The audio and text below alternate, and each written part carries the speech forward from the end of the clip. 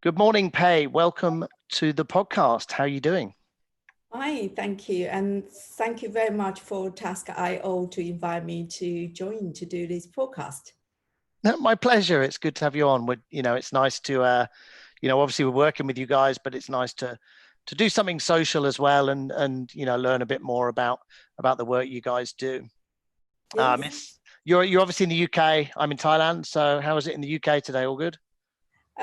Yes, every day is a new experience to continue to be locked down and I think it's a good time to reflect, for what's happening around the globe. And I think to be able to see the continent from a distance, I had never been so, away for so long from, China or, part of Asia countries. So it's a brand new experience this year.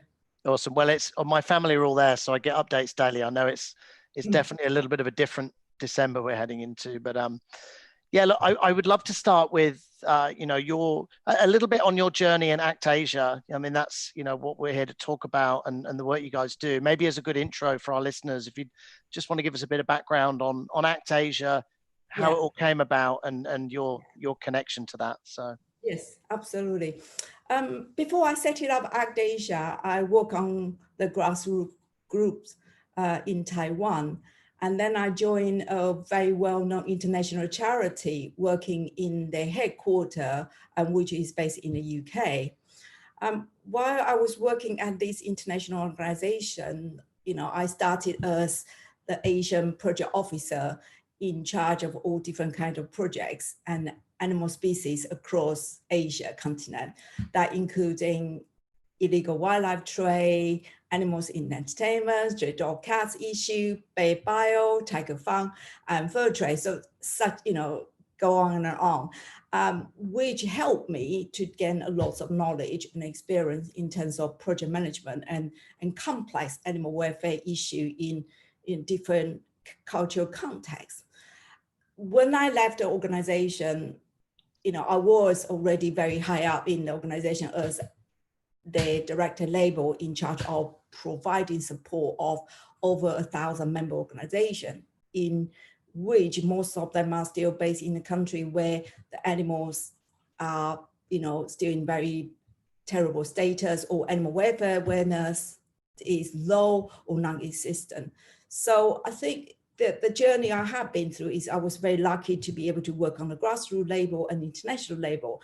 And also I was able to see the gap of understanding each other and deliver projects in a multicultural background, and the difference in international and local level, how they're not matching each other, they're not collaborate as effective as they should be. So I think that is really one of the major reasons I set up ACTAsia, because I felt my background, my understanding, and I could, help the countries and these countries in Asia and organizations to work more effectively. That's I see the how we turn local action to link with the global perspective as well.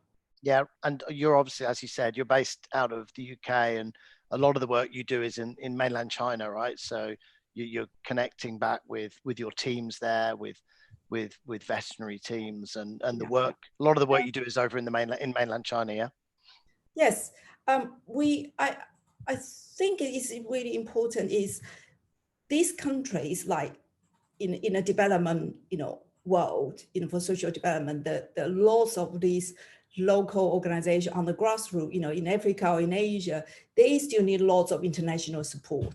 And I think that's international human aid organizations coming from. And I think same as, the animal issues or more of conservation issue as well. However, when we give their hope, I think that can be a bit more effective again. And I think that's how we come back to, you work with company like Task.io. And China itself is, we in today's world, we all know how important it is. But I want to put some figures into, to your audience. Asia is the most populous continent. So it's 4.6 billion, inhabitants, accounting for 60% of the world population. And so out of 51 countries in Asia, China marks as number one in terms of human population with 1.44 billion. And this is really the latest figure. And of course, India is the second one. So this is why ACTAsia is called for focus in Asia, because the population, of course, in my personal connection as well. And China itself, we talk about a large population, also is a home of the wide variety of wildlife, and this is it's listed as one of the most mega diverse countries in the world, and it's in top 17. And there's over 1,000 species in China is threatened, vulnerable, or almost extinct. And especially the use of wildlife is just so widely utilized. With the COVID now, thanks to the Chinese government, that use wildlife for food is banned. However, they are still there's still wildlife or all kinds of animal they are using in our daily life. Factory farming for the farm animal, the traditional medicine use lots of species in the wild, and the zoo in China, they're still using all different type of animals. So what I'm trying to say here is in China, the animal are using such a extreme way as resources. In this year, ACTAsia is trying really hard using the COVID to explain the human, animal, and nature consists of our planet. We need to make sure we cannot just focus on the human issue about how to get rid of COVID, but because how to prevent the COVID, get rid of COVID is really related to how the way we treat with nature and animals. And I cannot strengthen enough is ACTAsia is not only just working from animals angle. We actually are trying to tell lots of our supporters and the government and media, in all different platforms, to say the importance of human, animal, and nature connectedness. We intertwined. We are in this trouble because we just never focus enough to look close enough at how we change our way of life to have less impact in our nature world and animals. Cool. I was reading your profile on the website, which I feel is quite inspirational in a way, and you've touched on parts of it there, and you talk in it, and I'll paraphrase a bit, I can't remember the exact words, but you talk about growing up and the relationship you saw that communities had with animals and then also with children, and this kind of, I think the words you used when you talk about animals, that they're there to serve us, I think, or something like that was the word you used. And obviously, reading your profile, some of these things have been the motivating factors in what you do. Was there one incident, was there one thing, or was it just a process over time that took you from this kind of awareness to being a change agent in this way of going out and educating people and showing people different ways of treating each other and animals and everything else? Was there one moment, or was it just a process? I don't think it's a one moment, but I've been in this charity sector for nonprofit for almost 30 years. I think it's very kind of different from many people. I don't see myself as an animal lover. My starting point with this career is really starting from the social justice issues. So I personally, care about human rights issues, the environmental issues, and to animals. To more focus on animal, I feel was less noticed, less, effort was put in the Asia context. The way we treat animals is so many moments I've seen. I just feel there's no justification. They don't deserve this. Even with recent COVID, mink issue, if you look at how the mink was culled in Denmark, Netherlands, and also in Spain, Ireland is going to start it now, even they don't have a COVID. And if you see the scale of animal, the lives dies for the sake of what? Luxuries, the sake of because the woman or men want to feel great to be cuddled by the felt pelts. It is no justification to me. There is that just the issues is very, deeply, profoundly have impacts on me. And so, and then there's so many moments, I remember I did an investigation in Indonesia, and I see because at the time, all the zoo in Indonesia, same as China now, they all have a circus. So people go to see, animals in this zoo, not see, they observe their nature habitat, that they like, and how their behaviors. They were treated to show some abnormal behavior, like, an elephant will have two legs, raised up in the front, and they will, be able to spin in the bowls, all these. So when I saw the cover was when they were trained this baby elephant, and the baby elephant was beaten hard by this trainer, and I filmed the whole thing, and at the end of the film, when I closed, shut the video camera, and I had a breakdown. I started to cry. And to me, that was the moment, I still remember that baby elephant was so confused. The elephant didn't know whether she should stand up, or she'd sit down, what the trainers want, this elephant to do. So I relating now to like you teach your toddler, if you keep beating that toddler, they have no idea. But the elephant trainer is ignorant. He doesn't know animals have feeling, the sentience. He doesn't understand to beat this, to have beaten this elephant is extreme. It's just like a child. I think a lot of people in the West, they have that concept about what is animal sentience. That's still very, very, under, recognized in that part of the world where you're based in the Asian countries. So I think several, I've done lots of undercover investigation. I see the bear farm, fur farms, to even slaughterhouse. I did an intensive slaughterhouse investigation, and I used to go into the slaughterhouse just from 11 o'clock at night, and I come out 6 o'clock because when they finish operation, and I walk out to thanks, I don't know, God or Buddha, whatever, up there, say, I am relieved I didn't do this job. And I so relieved this animal didn't die for me, because I already, a vegetarian at the time. So I think a lot of time, this kind of moment is really reaffirmed what I'm doing now. It's a very hard journey. It's very easy in my, I think at the moment, people like me from Asia to do this work for almost 30 years is almost endangered as well. It's not many people like me. Because it's a tough job. It's hard, and it's so, emotional drained as well. So many people, I see so many volunteers, friends, colleagues, they just drop out because they can't bear it.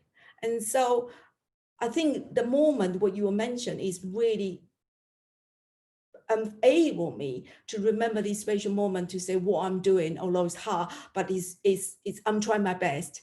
I'm trying, and I hope my trying the best will have impact to influence more people as well. Cool. Well, I mean, you've said like 30 years is a long time. It's really interesting what you said there about people dropping off. I mean, that's just, you see it. I mean, and no disrespect to the people that do part-time volunteering, but it is very tough when you work in this space for as long as you have, and you must have something in you that wants to keep going with it. You touched on a couple of things there, which I just wanted to, I mean, which are really interesting. This whole importance of, it's not about blame, it's about education, right? Because And I've seen it here in smaller ways, what you're talking, with the elephant riding in Thailand, which has massively changed over the last 10 years, where they're still around, but most of the elephants now are in sanctuaries, they're looked after, they're supported. But, you cannot blame the people who are training an elephant to be ridden, who have a family, who don't know any better. It is about education and awareness to shift, what happens, what the behavior is, right? I mean, I'm just kind of probably touching on what you've already said, but just wanted to highlight that because I think it's so great, that kind of work, what you're doing, and the education focus is so key. I used to think when if I look at my career, for the journey for this charity sector, I have my first 20 years. And in my first 20 years, I used to think people doing education are wimp. It's the honest truth. I used to really kind of not look down, but I'm quite superior in a sense. I used to think, I'm the one go to the front. I'm the one doing the undercover investigation. I go to do the campaigning, protesting. I do the lobbying, writing the documents. So I feel I'm really, in a way I feel more superior. I'm doing more effectively. Then after 20 years, I am totally exhausted. I was in despair in some way to feel, what am I doing? We continue shouting and screaming. We continue to, fix the pies, the end of the line, or what they in American express is more Band-Aid approach. You just stick a plaster to stick a plaster. And so when I was my 20 years anniversary myself in my career in nonprofit, I asked myself if I can do another 20 years, what I would want to change. Would I continue to do what I'm doing, or what would I do? And I think I had that, again, what you were talking earlier about the moment. I felt there's so more I have, look what I've done is by ignorance. And also the people just so ignorant in the way they're not cruel people. You will agree with me, Thai people or Chinese people, they're very welcoming, very warm. Hospitality is amazing when they, treat the foreign investors. But the problem is they haven't been told, animals are sentient. They've never been told how to be a good person. A global citizenship is not just only by academic achievement. So I felt grow up in the way kids were. When I grew up, we were just like treat animals resources. That's normal. I remember my mother told me, oh, I can't kill that chicken. So I asked your aunt come to kill chicken and kill that chicken and cut up straw. She told me vivid how I was only about 4, but I remember how my mother told me how the chicken should be killed, but she couldn't do it. She asked my aunt come to do it. She told me, oh, there is a god festival. So the pig will be killed in the village, in the way this pig will be force feeding up to 1,000 kilos. Then the whole village will, on that particular, when the pig was killed, we all get a piece of meat, and we all feel fantastic because yay, we could, have a feast. So in the sense, and nobody was thinking about that poor pig was force feed to 1,000 kilos, could not even stood up. The normal pigs probably about 100 or 2. This was 5 times more. Nobody was thinking about how the pig was openly slaughtered in front of the eyes of the kids. So we were desensitized from a very early stage. I remember there was a boy at age of 3 told me in China, my mother told me, dogs are dirty. Dogs is very dangerous. And I say, why? Dogs will give us rabies. And I think we in that vicious circle, these kids will grow up to be not taught, animals are not just resources. We live, we share the world. All these misconceptions in the way. And that made me feel we got to address the root cause. We got to address, this issue fundamentally. And otherwise, we really are continuous firefighting. And I really want ACTAsia to do is kids grow up to not in this firefighting mode. Kids, I always said, I hope one day when I die, there will be lots of young kids, or youth, the new generations, they will take in for example, like the UK have a climate rebellions. They would have, the animal rebellions. And I think this is what our job, the education is, make them think critically, make them want to do the right thing by themselves, not because you and me say so. Yeah, I couldn't agree more. So I wanted to ask you, we chatted a bit, when we chatted off the pod before this, we talked a little bit about the non-profit versus enterprise. And I think you said something around, it's not, the enterprise needs to be responsible. We didn't really dig into that, but it's something I wanted to chat about, in terms of the role of charity, the role of non-profit versus the role of the business sector. And, you obviously as a charity depend on funding from various areas, whether it's donors, whether it's grants, whether it is businesses. But do you see the role of the enterprise, of businesses, of getting much more actively involved now in how the world has changed, whether it is environment, whether it's animals, well, whatever it is? Do you see the role of business being a lot more key than it has been, through your career as someone leading a non-profit? Absolutely. I think that there's two ways to look at it. First of all, the corporate companies, they do have their social responsibility, but this social responsibility can be expand and develop in various ways. It could be go through by donation to the charity that's most, direct help. They can work with, like what we have done in China is we work with the retailers. We encourage them to join, for example, fur-free brands. We work with, different type of retailers. For example, they could be promote the vegan, plant-based food, or they could be the cosmetic products. We make sure the ingredient, we make sure when they use their raw materials, they source the right supplier. So it's in a chain. So to create that change, we might be the agents to create change, but there is a different agents. If we all work together, we could be more effective. What ACTAsia is trying to do is provide that multi-dimensional platform. So the business can be part of, what we're doing. We work together. So for example, this year we had our sustainable fashion fur-free forum. The event was joined be part of big fashion festival, fashion expo.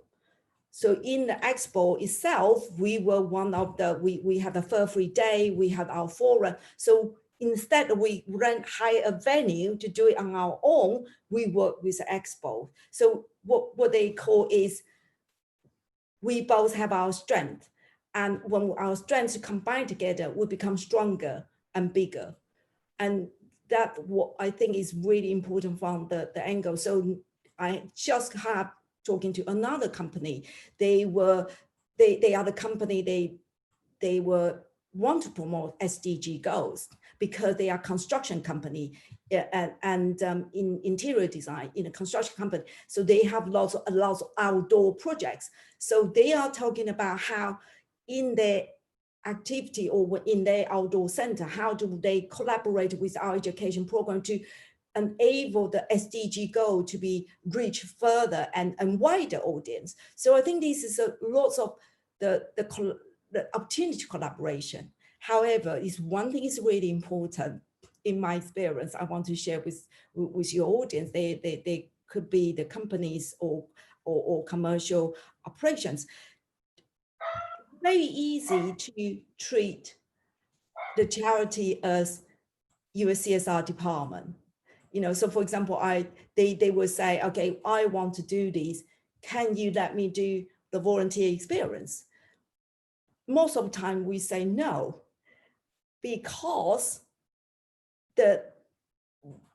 the charity work, the project is not just your service platform.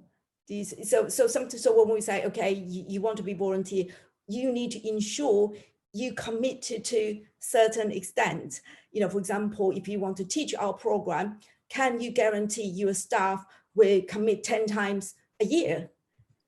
Because the school setting is not, you can't have someone say, oh, I'm busy, I'm going to, to have a business trip, or I have a meeting, so that come. So it's really easy, the corporate ask her to service their program instead of helping the charities go. So I think this is something we all have to work together.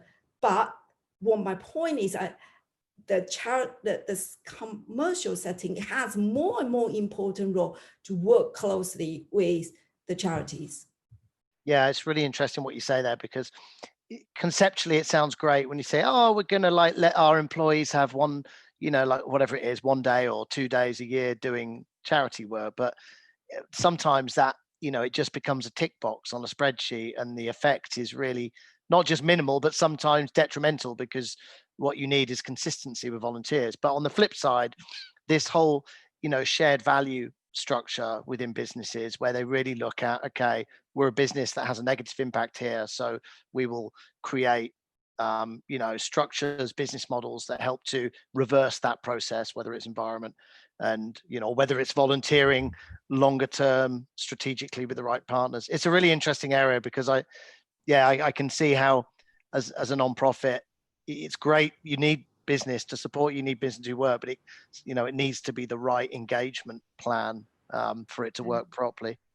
I think you absolutely follow what you just said, is understand each other's needs, and don't put more burden on the charity is actually already quite restricted in resources. I think understand each other's needs. We understand corporate want to have a certain outcome to and to fit their CSR needs as well. We understand that. However, they it's our strengths and work out the way can work for the both sides. I think that's important. It's the challenge is sometimes is the corporate already have a certain target they want to meet, and they use that to use those criteria to look for the charity to collaborate, and that is quite hard. So it's very common the company come to me say, oh, if we work with you, would you increase our fans? Would you get how many likes? And now I just say, no, it's not possible, because I'm not advertising agency. You can't even get an advertising agency to get that. Why would you expect us to do that? So I think it's the wrong expectation of each other in a way, but the scope of potential is there, is big, huge, and able to work further. We have very successful case in China, like the one expo we just did. We also work with Stella McCartney this year, with they need to do the show. They have a show. They show us our sustainable fashion, festivals opening. So again, we're not causing more burden on each other, but together we get more people from different sectors or different background to know the collaboration, and so we reach more people. So we each other broaden our tents to get these bigger, wider change and reach as well. I see you guys as a really forward-thinking charity. Of course, there are many other charities like yourselves that look at technology adoption, look at not just fundraising but planning, and then realizing the funds will come when we plan properly. And there are not all charities like that. It's a very mixed sector. It's changed a lot over the years. I mean, what are the biggest challenges for yourselves and charities like you, which are forward thinking? I mean, most people just assume the biggest challenge for a charity is finding donations, but I don't know if it's that simple. I mean, this looks like a big question, but I'm sure it is by the way you're looking at me. What What are the biggest challenges, though, that you face as a charity, in this kind of decade or at this time? Wow, it is a very big question. It's a way where we start. I think probably a couple points. First of all, yes, under the COVID, many charity, including ACTAsia, is facing enormous challenge in terms of funding. And a lot of time, in this year, in probably particularly last couple of months, when I was approached by different new adventure, new opportunity, new initiative. And that this is almost standard phrase to me is, I love your ideas, I see the potential, but I need to keep my head above the water. We need to be able to sustain ourselves, especially with our co-funding. The worst thing I think could happen to a charity, the size, ACTAsia is not small, but we have a global operation. We have more than 10 full-time employees. So I think the worst thing is lose our talented, committed staff. We need to support like this, and I think more people need to recognize it. Everyone needs to learn living. The charity workers are professional. They want to be supported. There's still very, a bad culture in the donation for when look at the charity, their management cost or their core, cost for the staff. And I truly think that need to be, that is justifiable. They need to, people like me, I got a child to support, a family to support. We can't just always think, oh, that is, your project is important, but the project would not run without the committed, talented people. One thing. The second thing I feel, the forward thinking in a way is the charity needs to have integrity as well. We need to make sure we're doing things not for the sake of it. We really understand what we're doing. Then the third thing I think come to why we work with Task.io is how do we, from integrity to the transparency, how do we make our project to be learned, to be heard more effectively? And that is not an easy task, especially there's a language barrier, especially when you firefighting, you try to keep your head above water, to think about how using the technology to help it, because we don't know, we never heard it. I'm not come from the technological background. Techie stuff is not my strength, but to have a courage want to tackle that need lots of stamina in a sense, I feel, because you don't know where your next dollars come in. You have, so many projects, you have to keep going. Then to be able to think forward. Sounds easy, but it's tough, very tough. So, but again, we can't be in vicious circle. We need to be able to think forward. Many charity in Asia or in a developed country, that's not say in global south in a sense, their projects management concept is very weak. I remember I have done this for last 14 years, particularly to explain to the charity what is projects.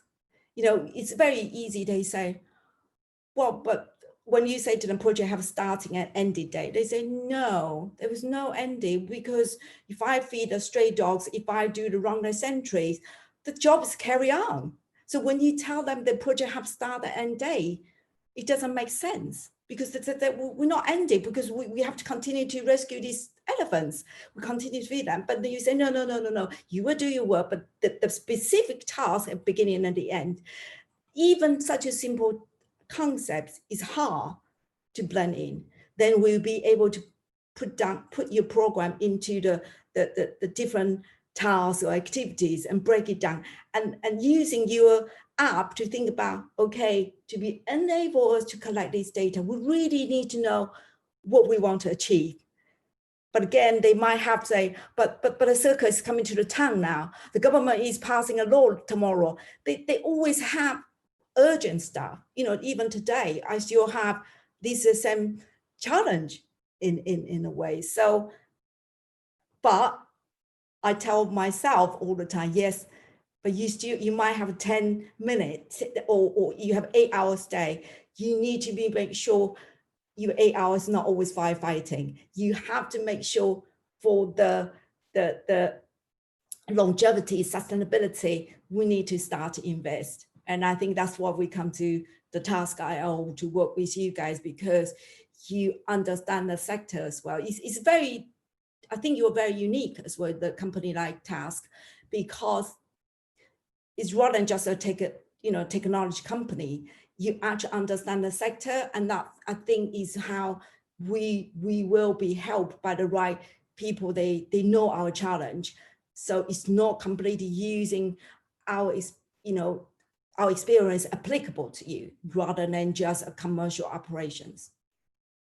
Well, that's good to know, and maybe a good segue to my kind of final question and point, which is the sector that you know a lot better than us, which is the pandemic, which you've touched on a little bit. And we're on this call tomorrow. There's a group of organizations part of End Pandemics, and it's been obviously the biggest thing this year. I think it'll be etched in our memories for many years to come. But in terms of how you see this pandemic and how you see the future and going into next year, do you think there have been good lessons come out of that? Are we learning? Is there a path forward from this that has some sort of kind of optimistic reflection on what happens next? Is there good learning that's coming from this, from what you're seeing and what's happening? Not just within the nonprofit sector, but within all sectors, really. We definitely will start a new normal. We will never go back to normal. This is a new normal. We have to adapt. And one thing good to come out from COVID is in China particularly, we grabbed the opportunity to really highlight what ACTAsia have been saying all along about the importance of human, animal, and nature interconnectedness. The One Health concept is saying if animal are not healthy, our environment is not healthy, we can't be healthy. We need to get out of the concept is, again, not just firefighting. The vaccine from Pfizer, AstraZeneca, University of Oxford or University of London is all very positive news. However, we still, in this Band-Aid approach, we've got to change our behavior in our daily life. One of the key things I think End Pandemics Alliance have been discussed is consumerism.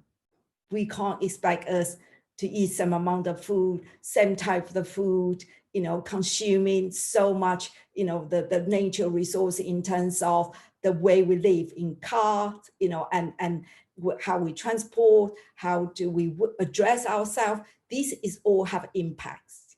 Even to drink a bottle of the water, I see people, they just go to shop buying not only a bottle, they buy dozens of plastic water in a bottle. And I think, I'm not saying that that's wrong to do, but I just think people never think there's a consequence. The consequence of our human consumer behavior has a great impact on our planet. This COVID is basically saying the nature said we can't take it.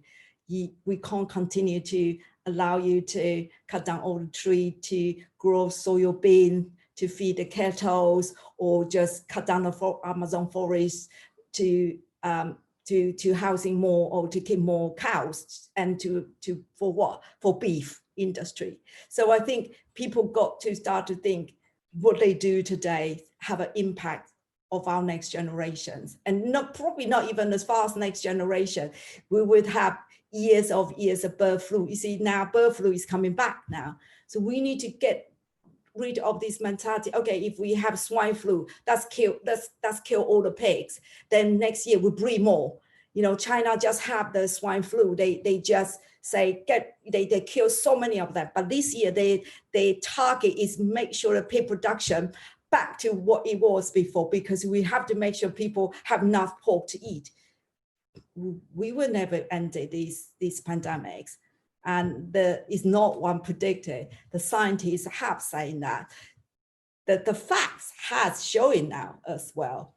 The bird flu is back now, you know, and we got to change. I hope people listen to podcasts here will be able to really join the compassionate choice, compassionate way of living.